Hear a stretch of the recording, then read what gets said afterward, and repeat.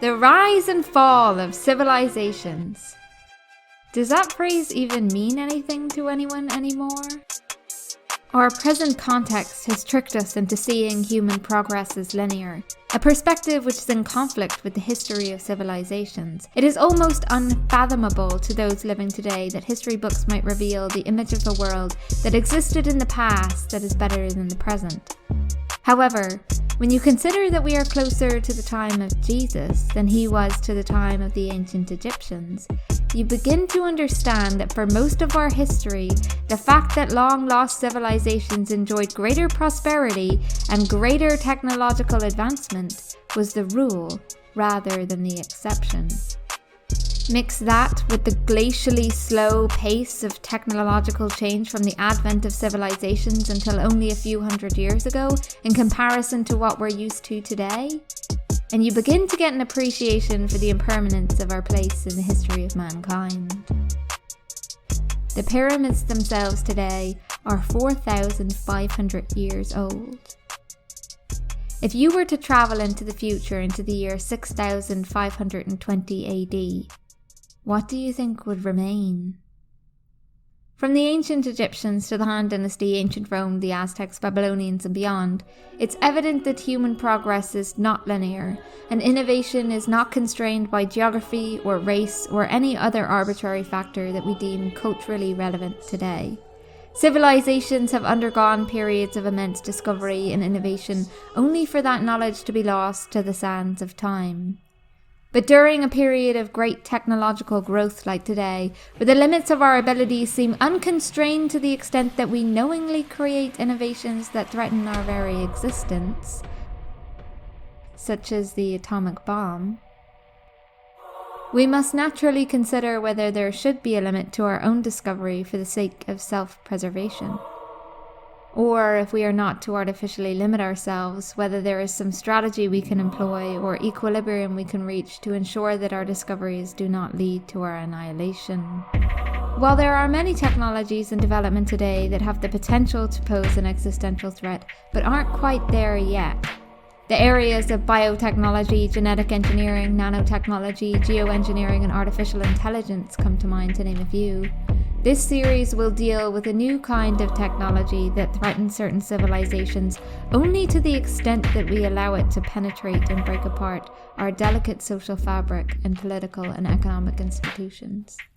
That is, social media. It is undeniable that the role of technology in democracy has unlocked a Pandora's box.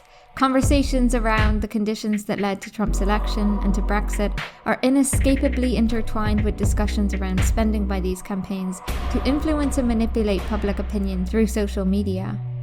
But do you know what the last thing to come out of Pandora's box was? Hope.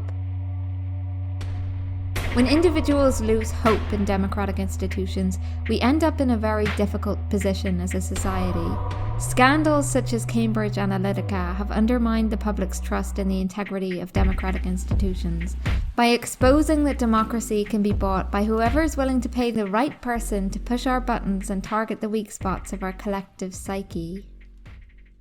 The first part of this series will explore how the techniques used by these campaigns are not necessarily new or unique to the digital age, and instead are rooted in 20th century ideas and disciplines that evolved from the application of crowd psychology to simultaneously construct the false idea of a public, and in doing so, manipulate the opinions of individuals through propaganda, political campaigning, and advertising.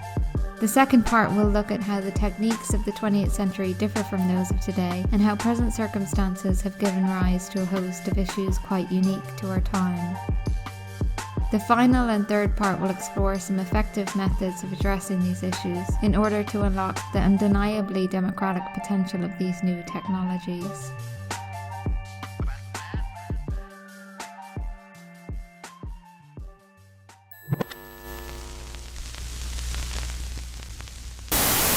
Just stop a few of their machines and radios and telephones and lawnmowers, throw them into darkness for a few hours, and then sit back and watch the pattern. And this pattern is always the same? With few variations. They pick the most dangerous enemy they can find, and it's themselves. All we need to do is sit back and watch. When I came back to the United States, I decided that if you could use propaganda for war, you could certainly use it for peace. And propaganda got to be a bad word because of the Germans using it. So what I did was to try to find some other words. So we found the word Council on Public Relations.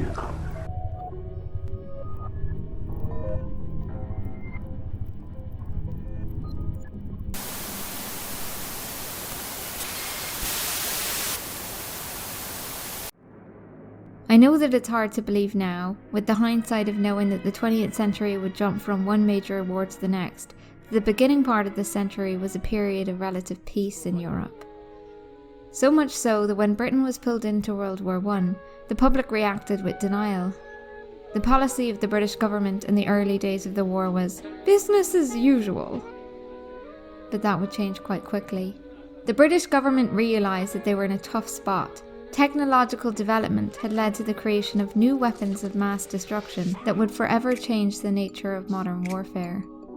The British Army was optimised for colonial war, not European war. To give you an idea of how the European continent felt about that, German Chancellor Otto von Bismarck once joked that the British Army was so small that if it landed in Europe, he'd get the Belgian police to arrest them. As it dawned on British leadership that World War I would be like none other fought before, they also began to see that public support for the war was fundamental to securing victory.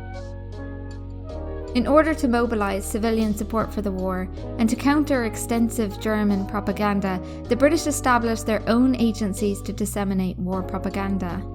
The British propaganda machinery eventually became so successful that German military officials like Erich Ludendorff would later suggest that British propaganda had been instrumental in the German defeat. By the time that the Americans would be roped into the war, they were in an even more difficult position when it came to convincing the public, for a few key reasons. The conventional story is that America was geographically isolated from the European war by the Atlantic Ocean and had long pursued a policy of isolationism.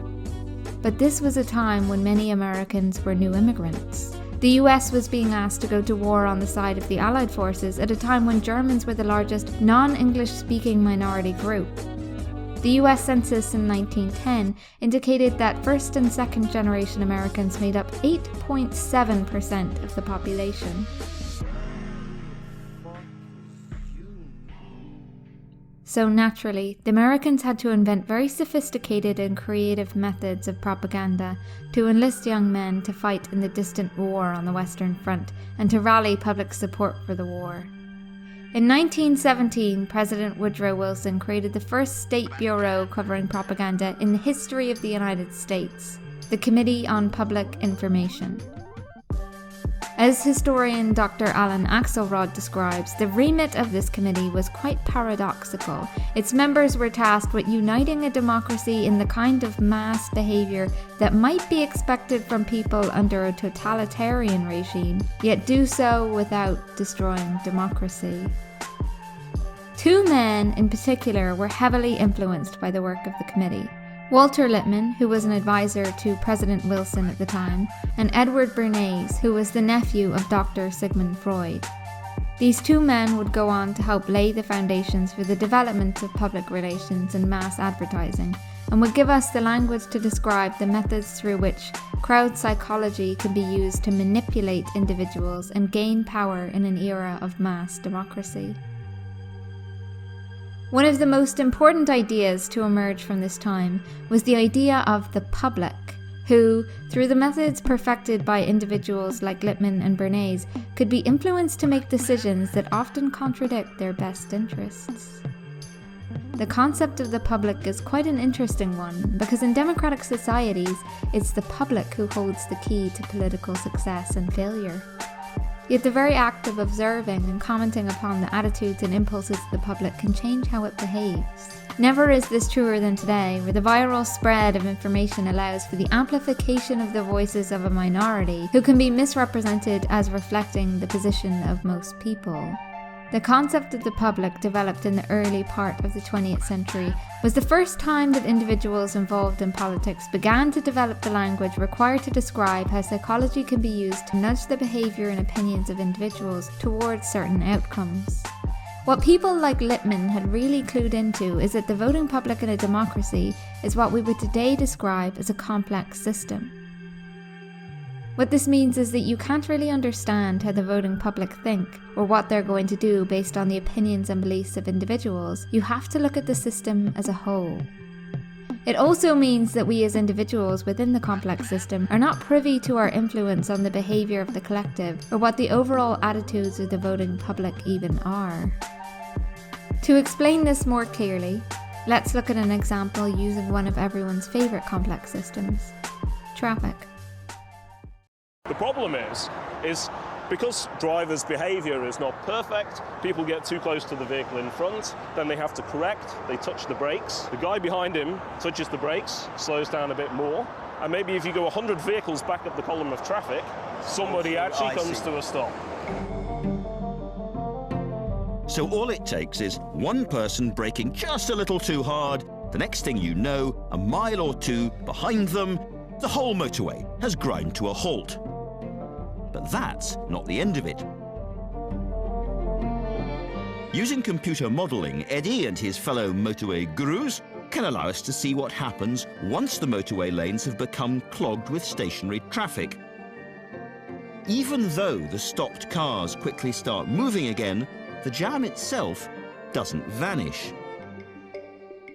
Instead, it takes on a life of its own.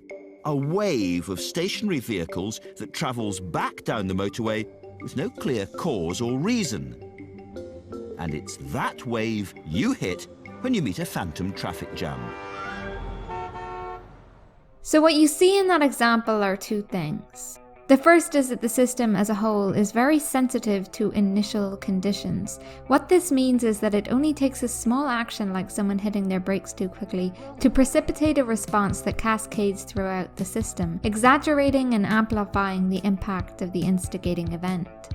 The second is that the system as a whole acts in a way that is imperceptible to any of the individual elements, and in a manner that could lead an outside observer to the false conclusion that the system has a consciousness of its own. It is for this reason that the public can be caught blindsided by the results of an election, because while we are all indeed parts of a coherent whole, we are not in tune with the collective psyche. Individuals who find a way to influence the actions of certain groups in order to affect the emergent behaviour of the system as a whole can appear like master manipulators who steer the machinery of democracy and government from behind the scenes. In reality, what these individuals do is simply nudge the behaviour of a small group of individuals in order to produce the outcome that they desire. The small action gets amplified into a much larger effect. These people know that it only takes changing the mind of a few people on the fringe in order to change the outcome of an entire election. So how do they do this? There are entire disciplines, philosophies, and sciences devoted to exploring and perfecting methods of mass manipulation. However, there are a few ideas that evolved in the early 20th century that are particularly relevant during today's era of algorithm-driven clickbait democracy, where a viral snapshot of someone's life can forever change the course of their future. In 1922, 3 years after the Committee on Public Information was dissolved, Walter Lippmann published a critique of democracy called Public Opinion, in which he described the process through which the opinions of voters are constructed and crystallized in a democracy. Lippmann could see that the extension of suffrage to women in 1920 was the last major step in a new era of American mass democracy, which would forever change the nature of governance in the US. He was vehemently critical of this kind of governance by the masses, because he believed that in an increasingly complex and globalized world, individuals would be asked more and more to rely on perception based on second-hand experiences rather than their own material reality. In doing so, Lippmann believed that we construct pseudo-environments using the images in our head based on these experiences and on a collection of stereotypes that we construct to interpret their meaning. In other words, we construct our idea of reality from mental images that we do not necessarily experience and the emotions that we attach to those images.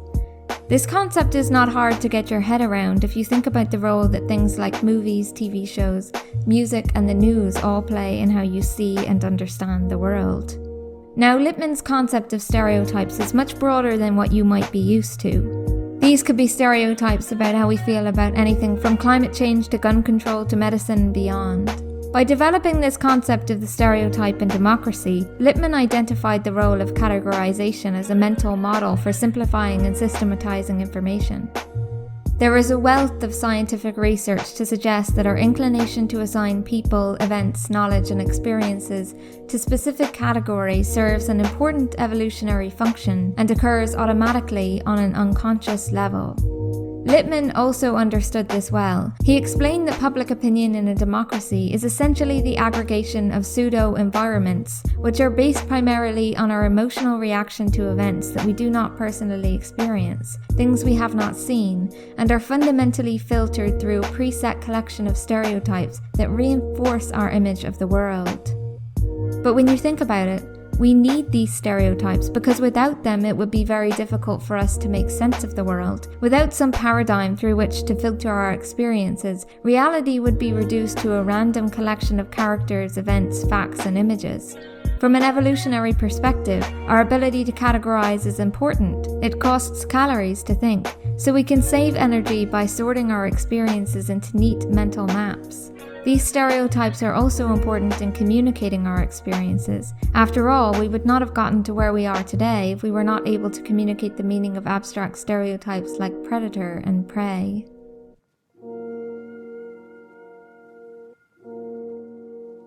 But Lippmann also had a keen grasp on the role played by these stereotypes in a democracy, and how they can give rise to political divisiveness and poor decision-making.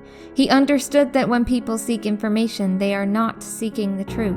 They are seeking to reinforce a pseudo-environment of stereotypes. And even when we are not, every new thing we learn is inevitably filtered through the lens of our existing understanding of the world, thereby undermining the process in the first place. In other words, you see what you want to see.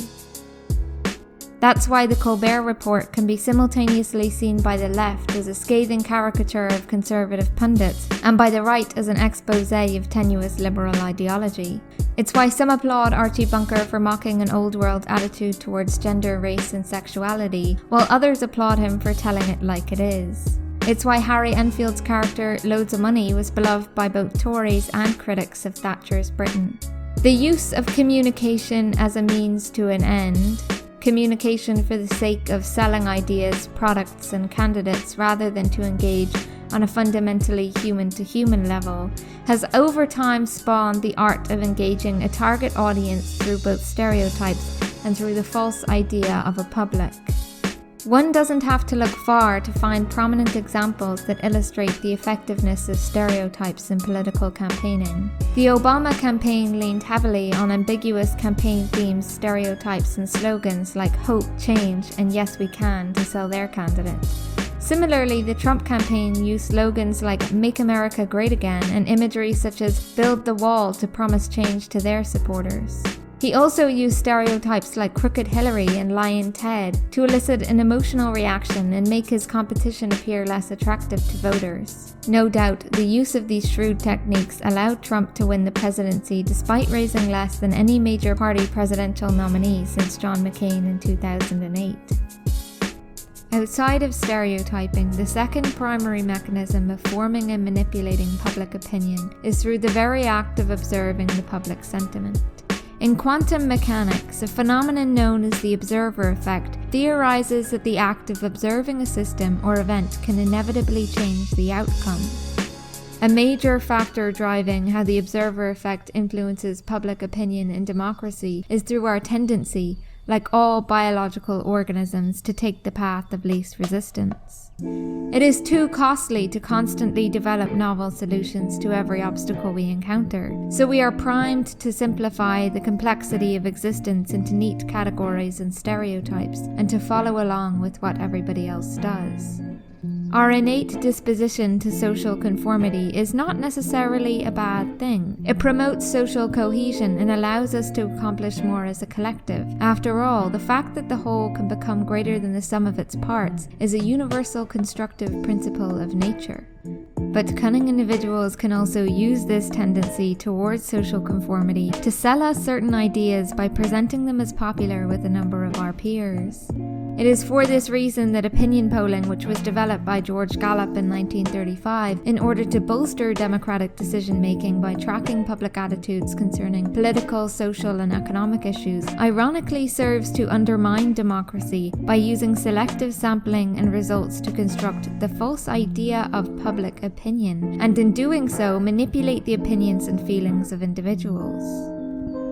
Depending on which group of people you ask, it is quite easy to conduct an opinion poll that says whatever you want.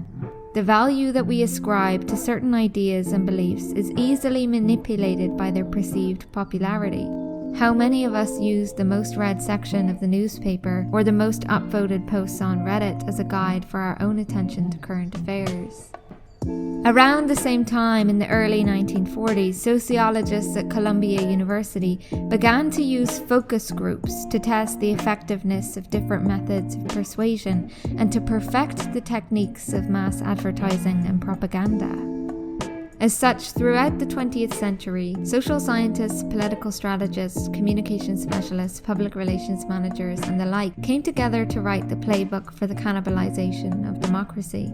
They learned to quantify and apply the same methods of mass manipulation used by rulers stretching back to ancient times, as described by Machiavelli in his book Discourses on Livy, quote, "to divide the many and weaken the force which was strong while it was united, through the use of those methods which promote division." Through widespread literacy and the mass dissemination of ideas, the Enlightenment concept of the public sphere gradually morphed into the modern concept of the public, who Lippmann described as a bewildered herd who should be encouraged to become passive observers of politics rather than active participants as they were in the coffee houses and salons of early Enlightenment France.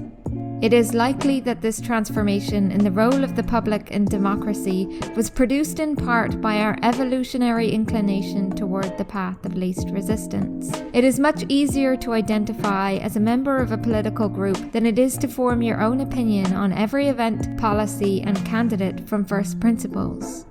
Moreover, it is fundamentally irrational to spend the time that it would take to do that in a one-person, one-vote system.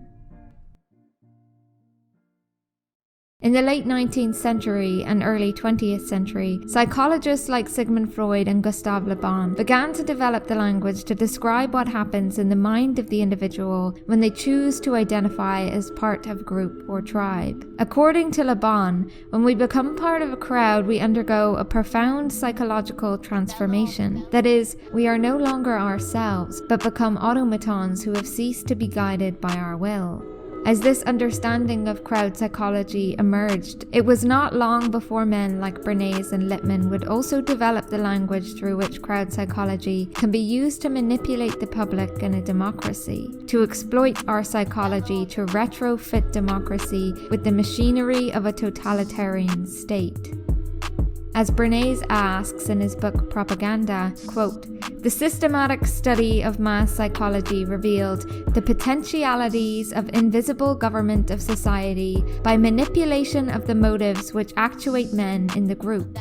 If we understand the mechanism and motives of the group mind, is it not possible to control and regiment the masses according to our will without their knowing it?" In other words, Bernays and Lippmann discovered that our tendency toward tribalism and group identification makes us easier to control.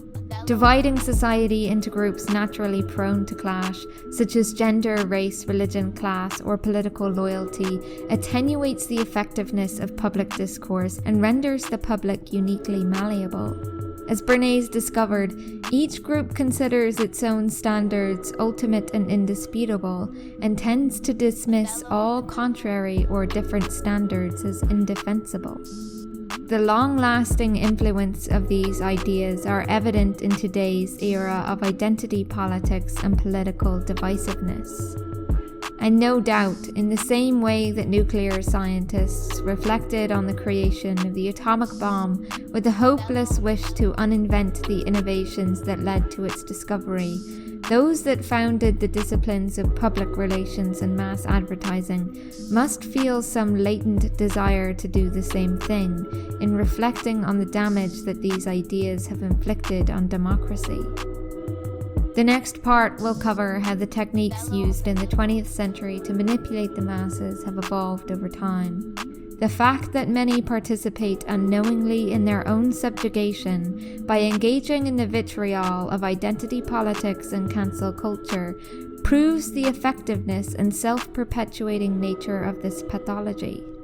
But all is not lost. While we are each indeed members of different group minds based on gender, race, class, religion, and nationality, which each influence our own interaction with the world, we can participate in the creation of a freer world by refusing to allow these identities to constrain our own capacity for original and independent thought.